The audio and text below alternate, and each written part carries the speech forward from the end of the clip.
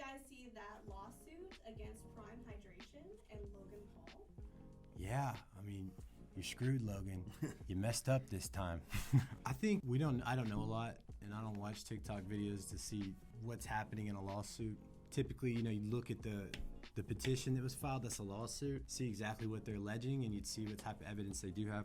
But on the way here, we did watch a video that Logan was kind of defending himself for, and I did get some takeaways from that. I mean, first, he's saying that the chemicals actually came from the bottle, and the bottle is used by all these other companies, like I think he said Coca-Cola and a lot of other ones. And he said that their only evidence was one research that a lawyer did. That's pretty common. When you make a lawsuit, what he might be talking about is a frivolous lawsuit. And a frivolous lawsuit is something that has absolutely no evidence. The lawyer doesn't actually sit in there with chemicals himself and test this stuff. I mean, he sends it out to someone who does testing on this stuff regularly, and if he has something that he thinks is viable, you can file the lawsuit. This does not mean that Logan Paul and Prime are at fault for this, but the only way to get more evidence is to file a lawsuit, because Logan's not just going to hand everything over to him. A lawsuit begins discovery, which means that they have to give it to you. That's the point of filing a lawsuit, is to get more evidence. So to say that Logan could be completely correct here and say that, look, we have no liability at all, and he could be 100% correct. But to say that this is frivolous or say anything like that's incorrect, because you got to file the lawsuit if you have some type of evidence. It seems like they do have some type of evidence. Again, I haven't read it. That will open up the litigation so they can get more information from the company. I agree. Bringing a lawsuit is not frivolous in and of itself just because you didn't want them to sue you. I think Logan makes a lot of good points. I haven't read the petition, but they could have made equally good points. The thing I think is that Logan's fighting a PR battle right now. That's what he wants to do. He wants to get up there and talk about all the good. He's trying to give his statements publicly to keep sales going, which is fine. There's a lot of lawsuits that go against these big companies that, you might get something in the mail or in your email that says, hey, did you drink this? You could get $7 from this class action lawsuit, that settled for $280 million. These cases do go on. The people who get sued never want to be sued, and we don't know enough yet. I think this statement is obviously written and crafted. I don't know how close to the production line Logan is in this company or how involved he is in all of that, but other than the fact that someone's probably told him, yeah, we're on the up and up, we're good to go, and the lawyer probably drafted that for him, which is smart, and I would have done the same thing. I'd say we don't know enough yet, but it is interesting. These massive corporations are putting stuff in our food and our drinks, and I think that this might be the beginning of more of these lawsuits. There's a very, very well-known lawyer, successful lawyer, who is suing school districts for forever chemicals that were, I believe, coming from like the light fixtures in these schoolrooms for many years. I mean, we're talking about verdicts in the 62 million, 185 million, 21 million. These are verdicts from jury trials. What you're seeing is very similar, I think, to the asbestos situation that led to all these mesothelioma lawsuits. I mean, back in the day, nobody was like, oh yeah, we'll put these in these buildings, and then people work in these buildings, and all of a sudden they come up with cancer 30 years later. And it happens in a lot of other industries. So maybe this is the beginning, because Logan's trying to say, well, everybody else is doing it. Everybody else uses this bottle, but that doesn't necessarily mean that there's something in there we don't know about now that could be a problem later. And also, everyone else is doing it's not generally a good excuse. It might be an excuse to make most of the liability on the company that creates the bottle, but you could still have some type of liability even if everybody's doing it. Everybody could be partially liable in that. And then I think he also said, well, and this is all hypothetical, and he said that, well, we use the same water as the cities use, so maybe the cities, you guys should look into what the water is there. There's definitely points, there's definitely fingers to be pointed, but it doesn't mean he couldn't still have some liability in his company. A lot of these lawsuits, I think I read something, and this might be wrong, I might be spreading false information here, but I heard that 25% of FDA-approved drugs get taken off the shelf. That's crazy. You don't find out about stuff till later, and a lot of these class action lawsuits. And honestly, it's because they hide all this stuff. That's the problem with not having all the information available, why you have to file a lawsuit, because it could take years, and they'll sit there and fight and not give you anything. It's usually just about getting the information that Prime or another company has readily available to them right there. I would agree with the FDA. That's a stringent approval process. And then years later, we find out that there are issues with drugs. What I think is interesting here is this could be a shot at a settlement, because Prime drinks have not been around long enough to really result in damages. I haven't yet heard anyone say what the damages were, who was hurt. How were they hurt? Did they get a disease, an illness? I mean, I saw after the high caffeine content, I saw a lot of people making videos. My kid's been drinking Prime and now has these things. Whether that stuff is true or not, you can easily get a test to see what's inside the.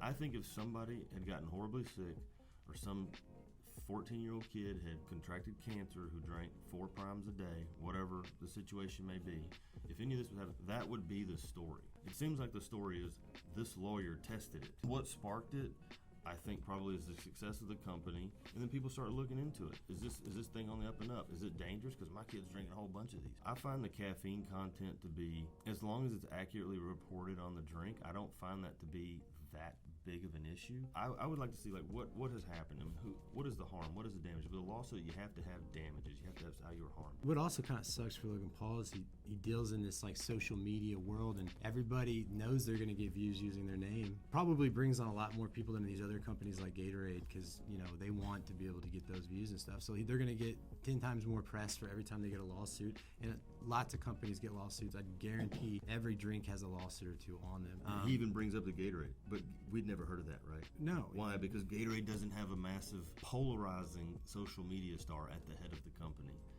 Even Logan Paul has a partner who's a YouTuber, I believe, but he's not really being talked about. I think the best approach is, what can we do going forward? Maybe it's our government and the lack of some of these companies seeking the massive profits. Can we prevent this stuff in the future? I mean, I don't want to get cancer when I'm 70 or 60 because I drank Gatorade when I was 25. I think that's the thing. If we're really trying to make this an issue, what can we do to prevent it in the future? And I think it has to be with limiting what we're putting in our food and drinks. Instead of limiting, because the companies aren't going to limit it unless the consumers limit their choices. I mean, if a consumer says, I'm not drinking that drink because they have these added stuff, the companies are going to switch.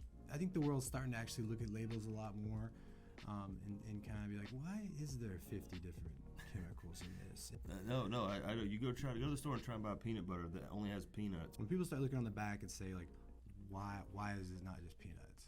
Then that'll get companies to force to change that stuff. But I agree. Then, changing behavior with your spending dollars is important.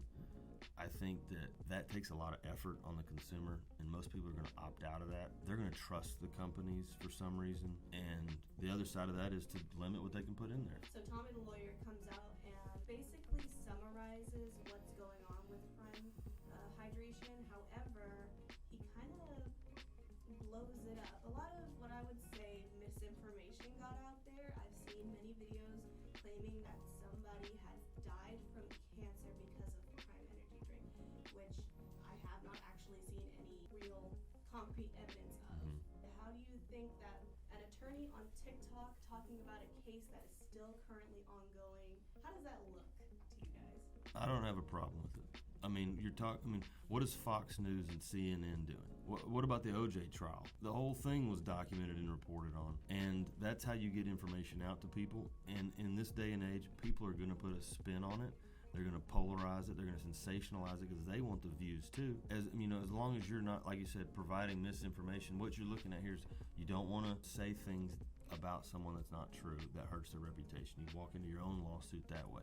But when you're reporting about what other things have happened, and cite your source. If you believe or you read somewhere that someone died from cancer from this or that, all you have to do is provide a link or say, according to this, and throw it up on the page. That's half of what TikTok is people commenting on things, right? Like, the only thing that Logan is worried about, he's going to go on the offensive and say, you better defend yourself, be ready to defend yourself in court, and pressuring that guy to quit based on your power. I don't know if he obviously chose to take down the videos and issue an apology. Because maybe he's like, you're looking back on those videos, maybe I shouldn't have said that. So, in which I'm fine with that too. I'm not going to cancel that guy because he made the right decision to take things down. I think people should encourage saying, this is what's happening, these are the litigation that has been on this company. That's going to protect people in the future, right? By saying that this was a lawsuit that was filed, this is what the allegations are. But the allegations versus making up facts that have not been proven, it gets a little iffy for me. Yeah, he's right. You can cite something, but really, the problem nowadays, right, is you don't have a credible source, then you shouldn't be saying it. So I'd like to see more credible sources, but people are always just going to say whatever they see, and just, that's just how it goes. But it depends on what he said, and I didn't see his video, but if he's just saying this is the allegations, this is what happened, they filed a lawsuit, this is what the lawyer's saying, you're saying nothing incorrect there. It's public record, right? So, and it should be spread, because you want people to be aware of these lawsuits against these companies so you can stop using the product. That's just simple. And companies will do their best to keep these quiet, right? Mm-hmm. Protective orders. They will have confidential settlement agreements. And what happens in this case is, you're right. You're talking about people who have followers. Something's happening to Logan Paul. People are going to perk up. It's going to go viral. That's why the guy made the videos, to get the views in the first place, probably. I mean, that's just a given at this point. It's to be expected. Does Logan help the situation by coming out with his own video? He may in his mind, he's lessening the damage, keeping people buying it. I'm gonna give my story. This guy's giving his story. I'm giving my side of the story, which is fine. But don't expect it to go away quickly when Logan Paul makes a video that gets 80 million views or whatever about it. You're kind of welcoming the continued news cycle on this issue, which is why we're making the video in the first place. And to be clear, there is a difference between concrete evidence that you can source and a claim made by a third-party tester, lawyer, whatever. Sure. I don't even draw those distinctions so much. I'm kind of impressed the guy did some testing before doing it or something. I am too, honestly. That to me shows that, hey, we didn't just walk into this. Maybe he has some misinformation on what's allowed, or maybe he read something else that said, hey, you're supposed to have this much, and they have this much, and that's bad. So yeah. I would say figure it out.